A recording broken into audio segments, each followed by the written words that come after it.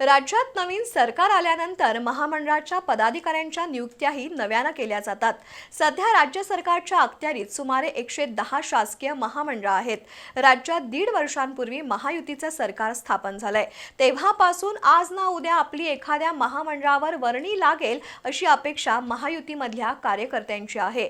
मात्र गेल्या 1.5 वर्षापासून महामंडळाच्या नियुक्त्या रखडल्या आहेत, त्यामुळे अजून किती दिवस वाट पाहावी लागणार असा प्रश्न कार्यकर्त्यांमधून उपस्थित होतोय।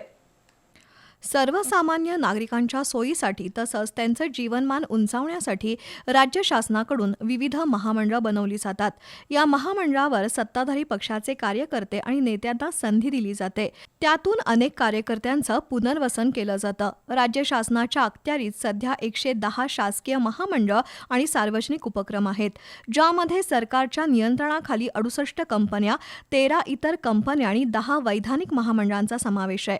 त्यामध्ये महाराष्ट्र औद्योगिक विकास महामंडळ, राज्य परिवहन महामंडळ, पर्यटन विकास महामंडळ, महात्मा फुले मागासवर्ग विकास महामंडळ, अण्णासाहेब पाटील आर्थिक मागास विकास महामंडळ, कृषी उद्योग विकास महामंडळ, वस्त्रोद्योग महामंडळ, बांधकाम कामगार महामंडळ, राज्य बियाणे महामंडळ, वखार महामंडळ, वृत्तपत्र विक्रेता महामंडळ, रिक्षा चालक महामंडळ यांसह अन्य महामंडळांचा त्यामध्ये समावेश आहे। या महामंडळावर आपली वर्णी लागावी यासाठी कार्यकर्ते आणि नेते सातत्यानं प्रयत्नशील आहेत।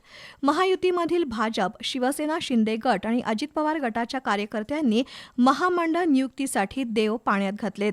मात्र राज्य सरकारमधील समन्वयाच्या अभावामुळे या नियुक्त्या रखडल्या आहेत, त्यामुळे तिन्ही घटक पक्षातील कार्यकर्ते या नियुक्त्यांकडे डोळे लावून बसले आहेत।